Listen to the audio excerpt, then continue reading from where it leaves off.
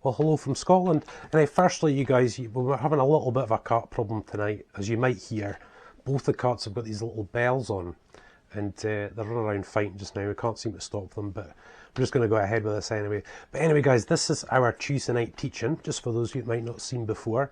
And this is on our Tribulation Soldier Comms YouTube channel and our online weekday magazine on Facebook called the Tribulation Soldier Comms.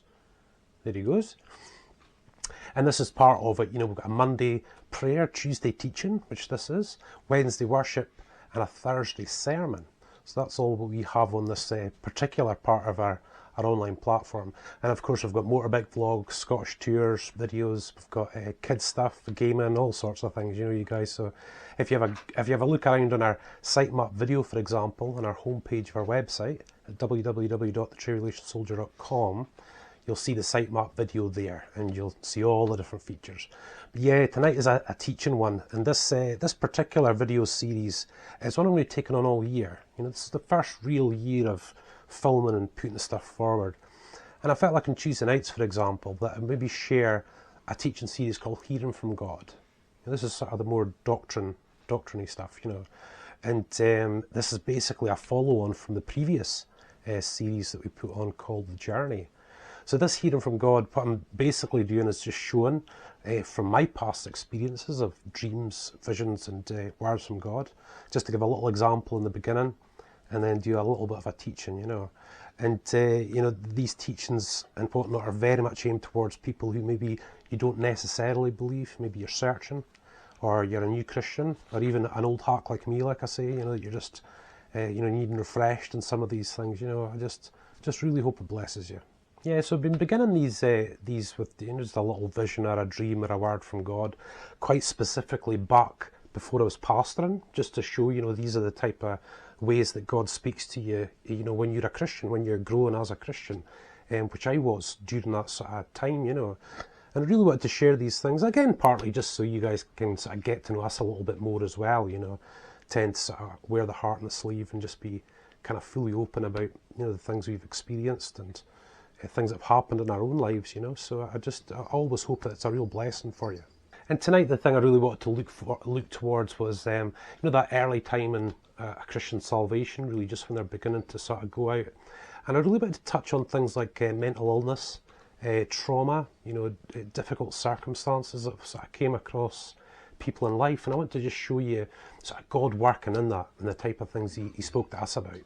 And this sort of word came at a time when I'd actually fallen ill, a disease called ulcerative colitis. And it was about 2004, I would have said, you know, a couple of years into being back with the Lord and walking with the Lord, you know. And it got so bad that at one stage, that was it, you know, I had to go to the hospital, the accident, an emergency. I was passing blood, and anyone who suffered from colitis or Crohn's or IBD, guys, you'll know how sore it is. It's unreal. And the doctor had said, you know, I know you look, you're absolutely fine, but you're seriously dehydrated, and I need to admit you. So I got admitted into the hospital at that particular point in time. And guys, just to give you a sort of an idea of what it was like at that time, it was like having ulcers from the tip of my tongue all the way down my throat, my stomach, and my intestines, right down to the sort of back passage. So you can imagine what salt or vinegar or, you know, anything like that did. It was just murder. And I remember going into the hospital and they'd said, can you keep a diary of all your toilet breaks? Sorry, you guys. But I went to the bathroom 46 times in 48 hours. It was that bad. And it was just basically blood, you know. And I was in hospital for that sort of period for about three weeks, I think it was. And I can always remember being told, this is what you have. You've got long-standing ulcerative colitis. And it's not curable. You know, we were going to try and treat it with medication and stuff like that. Of course, what ended up happening was 4 years. There was 2 big surgeries. And my large bowel was removed. Got a colostomy bag now. Second operation was to take away that rectal stump. So there's sort of no going back, as it were, you know. But that was quite obviously a difficult time. And me having the history I have with God, you know, with my family, the family before, and the sort of generations before that, it was like, God can heal me from this. You know, I'm not really quite accepting that I'm having this, you know.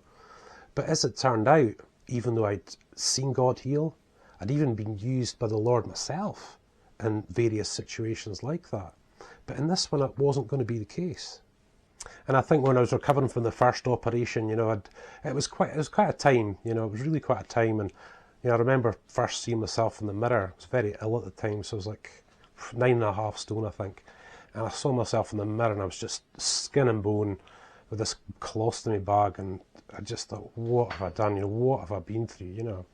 But of course, you know, you start recovering, and, you know, then you get the good medication, pain relief, you start to get, you know, build up again and stuff like that. But, you know, I was still pretty ill.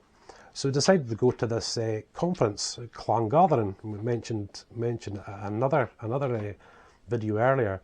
But there was one guy up preaching one night, and I was sitting listening to him. And he was saying, you know, if anyone, at the end, if anyone wants to come up for healing, then come up and we'll lay hands on you for healing. And for some reason that night, even though I was sitting there with my colostomy bag and I wasn't feeling well and stuff like that, I really felt the Lord say to me that it's not your time yet. And I was like, not my time yet. And as it was when I was there, I was just so happy to see people going forward and people getting prayed for and stuff. But I was kind of rooted at my seat. And after a little while, the guy stood up and spoke, and he said, you know, if any of you are sitting in your seat at the moment, sort of thing, about healing, maybe it's not your time yet.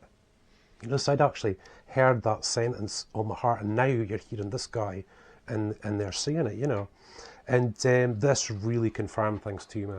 I thought, okay, I know God can heal, but it doesn't seem as though he's going to do it in this particular set of circumstances. And that was it. It's not your time yet. And, you know, when you get a word, a confirmed word from God like that, I was about to go through another 3.5 years of, you know, a lot of stuff, you know, with a great outcome. Promised land was at the end of it. Don't you worry about that. But I was going to go through some tough times. Sharon was going to go through some tough times. But it obviously didn't have David and Emily at the time. But having that word, it's not your time yet, that implies that there will be a time, you know. And it really was quite something, that 3.5 years, you guys. And, you know, being that ill and being asked by the Lord to lay hands on other people when you're not well, to see them healed, that was really quite something, you know, really was. Loads more to talk about in that particular subject. But that basically, guys, is the word of God for this particular teaching. And I hope it leads on really well to the subject that we're going to tackle tonight. And what I really wanted to touch on is, because we're just sort of rolling forward at the moment with some of the early teachings of what you'd see as you sort of starting out on a walk of salvation. And like I've said before in previous teachings, the map of salvation that you can find in the Word from the Old Testament is the wanderings of the children of Israel. They were slaves in Egypt. That's like us in our low lives. We come out. They were called by Moses. We were called out by Jesus.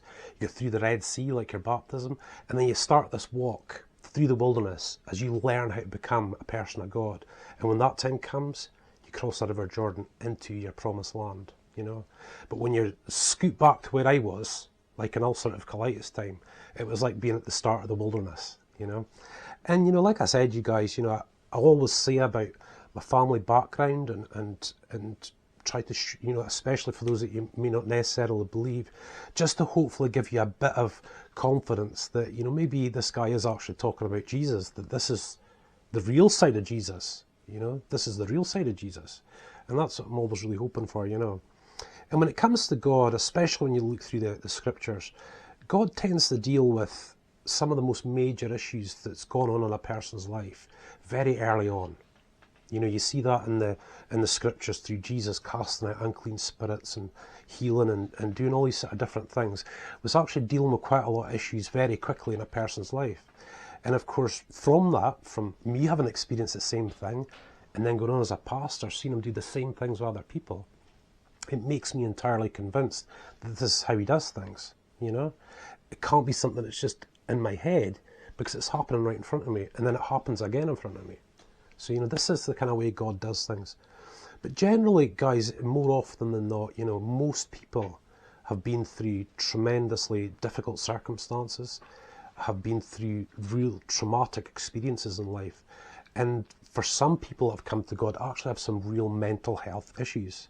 You know, and I really want to hit that tonight, because, you know, if we don't get a handle on all these sort of things, it ends up making you walk forward in the wilderness with balls and chains on. You know, we need to understand it. We need to look to God for that. So again, guys, I really take myself as an example as much as I can. You know, I don't like using other people's experiences unless they've specifically said, you know, yeah, of course you can share that. You know, so I tend to try and use my own. And of course, you'll know from previous teachings, previous sermons that, you know, I came back to the Lord in 2002. It was a major mess, and He had a lot to figure out. I was losing my job and my house and all sorts of stuff, you know. And of course, 2 years later, you know, the ulcerative colitis hit, you know, so that was another one. But I'd messed up big style in my life, you know, and I witnessed God within months turning my life around, you guys, you know, having the ability to come in. And I'd been through some pretty horrible circumstances, I think, mostly self-inflicted, you guys, you know, absolutely. But nevertheless, these were things that God had to really work out first, you know. And, you know, when it comes to hearing from God, really quite early on, these are the type of things that God would be speaking to someone about, you know, is about where they are. Like I said, my difficult circumstances came in, you know, mostly from my own doing, really, you know. But we'll take Sharon, for example, when we come into trauma. Sharon's actually across from me tonight, actually busy doing her thing.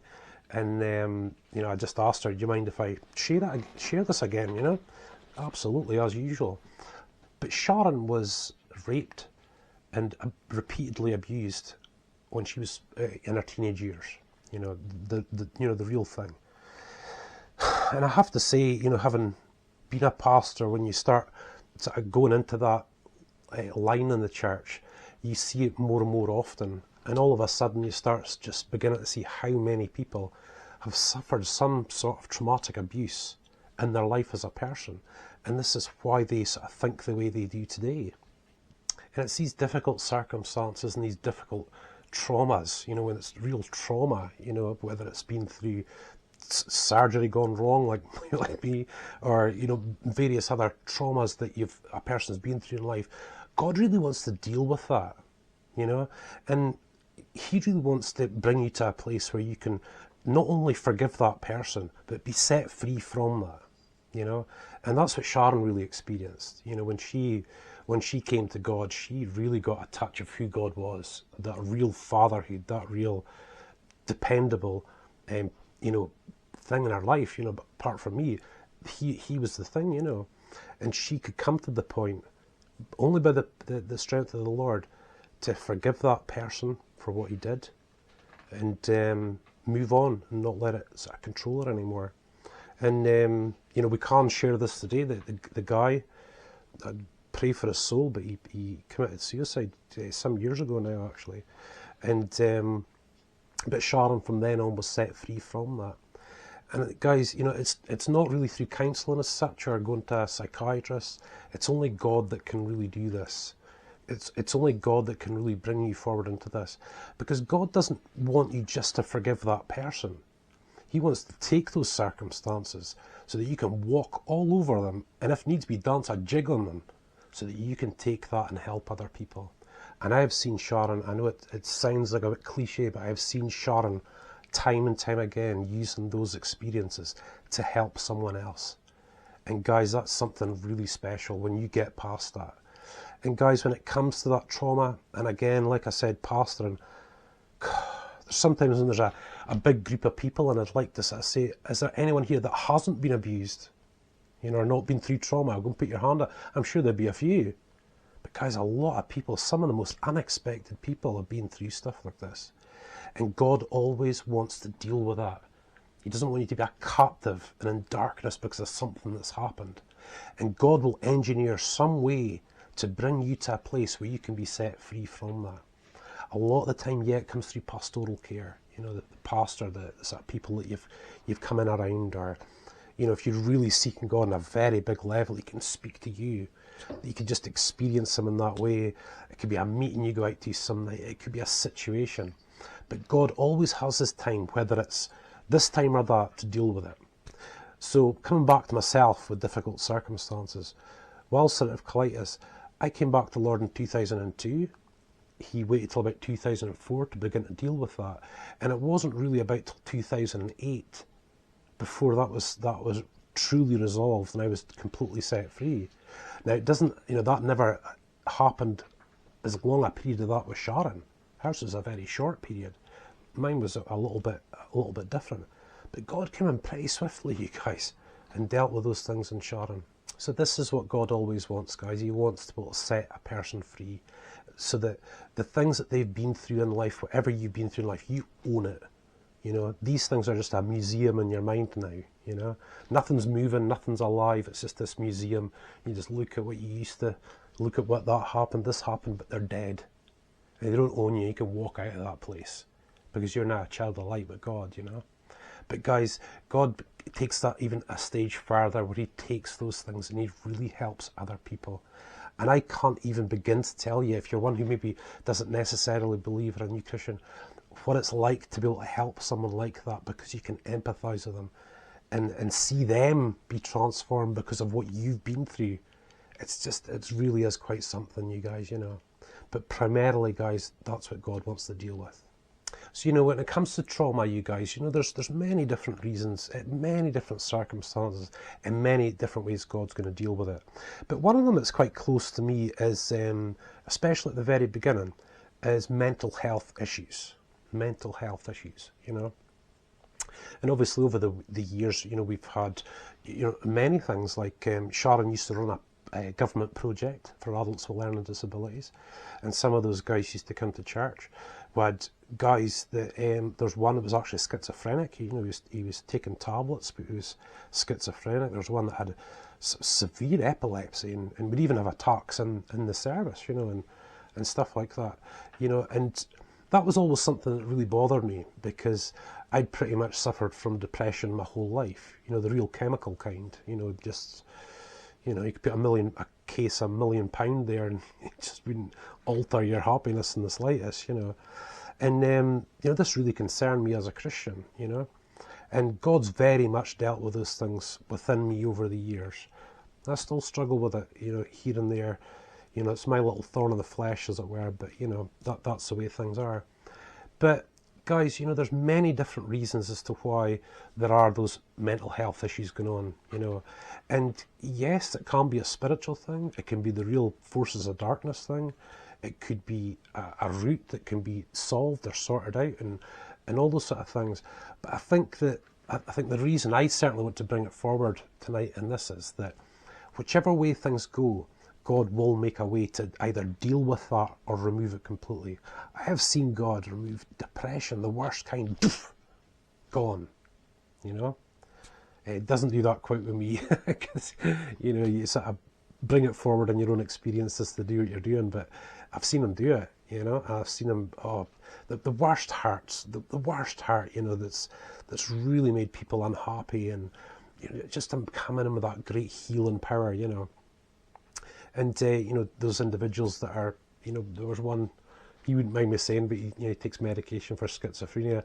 And many of the times I was standing up preaching, he was fast asleep, you know, sitting in the congregation, but he was fine.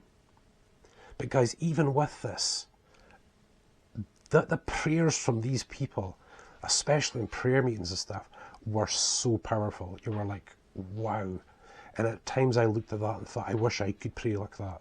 You know, especially early on, I wish I could pray like that. Boy, oh boy, being a Christian made them very different to the normal person that has schizophrenia. So you guys, you know, that if you are suffering from any of these things, you guys, you know, it may well be that God wants to take you down the medication route. That's something that needs to be looked at first, even if it's just for a short period of time. It may well be, which is always my hope, it's always what you aim for, is that boom, you know, God's going to deal with this. We're going to minister this, we're going to deal with this, you know. But, you know, often that's not the case. The Lord tends to use that for his purposes too. And, you know, when it comes to depression with myself, I know that it's better than it's ever been, and that someday he will release me from it completely. But for the moment, this is just part of who I am. So guys, when it comes to sort of hearing from God, I always think this is the type of thing that gives any new Christian the opportunity to understand where God is with them at that particular point in time. God wants to deal with these things, or even make known that he wants to deal with these things, you know. He might not deal with it in the way that we expect at first, but and again, there's been, like I said, I've seen situations where it's just boom, gone. But more often than not, God tends to use these things, and you get to sort of know him more. And having been a Christian who has suffered very deep depression, you know, in the past years, some of the most serious, you know, the way that I was thinking, and boy, I look at just how dark it was, how nobody could talk to me. I want to assure you, especially if you're a Christian today, that if you suffer from any kind of mental health issues, that you get more grace, favour and understanding from God than the next person. He understands completely. He can see all those sort of parts. When I look back, I could never have imagined now, you know, but God could. And he understood where all that pain was coming from, and there was no way on earth he would condemn me for it. He understood it. And guys, I want to say to you, after much seeking of the Lord, he gives more grace to people who struggle with these things. And guys, when it comes to major circumstances, God is genius at working these things out. I've seen him heal like that, but you see the miracle is when God comes into a family, turns it around and restores it. Well, everything that's going on there, I think that healing a person is just so easy for God. But when you're dealing with people, some that don't even want to hear him, or people have got their own agendas or whatever, and God can still come in and turn things around, those are the miracles, you guys. Those are the real miracles. But guys, I want to say to you today again that if God takes you down the medication route, if God takes you down the surgery route, like he's done with me twice now, you know, it's something we've just got to submit to and learn that that's how we get to know God on an even deeper level. I would look back upon my whole ulcerative colitis time, and this whole time we've had lately with breathing machines in hospital and all that. I wouldn't trade them for the experiences I had of God during that time and how I got to know him, you know. And that's easy to say now, not so easy to say at the time. But, you know, guys, that really is where it comes through. So guys, in later teachings, I'm going to share all about how the methods God uses to deliver people from depression or, you know, strongholds in their lives, the things that hold them back. And guys, you know, when he deals with these things at just the right time, the consequences are amazing. You know, when God delivers you from stuff like that, you're now no longer fearful about going for that job or moving to that place or whatever. You know, you just don't fear it anymore. And then you look back at your life and you say, how many opportunities did I miss because of depression or this or that? You come into the Christian life and you see these brilliant ways of God, how he actually deals with these things and works them out. It really is quite something. But guys, you know, this teachings on a Tuesday night will be more doctrinary when the time comes. You know, I will have my Bible open and we'll do all those sort of things. I just feel very drawn towards this verse. You know, think, well, you know, if you're searching or if you're, you know, you just started out as a Christian, you need to know how to hear from God. You need to see the ways that he does things. And I just hope and pray through these Tuesday teachings, that's what you get. At the moment, I'm doing a sermon series over the course of this year called Just Jesus. And, you know, I'm really just so excited about sharing that with you, you know, about who Jesus really is. Never mind what you maybe, you know, some people have maybe got in their heads about who he is. I want to show you who he really is from the Word and from experience, you know. But guys, like I said, you know, and earlier on, you know, we've got quite a big online platform that you can have a look around on. You know, you can see me do my motorbike vlogs and spraying the motorbikes and doing all sorts of DIY and stuff like that, you know. So I just hope, you know, that you really enjoy what it is that we have to offer, you know. So listen, for now, God bless, and I'll certainly be back next week with another.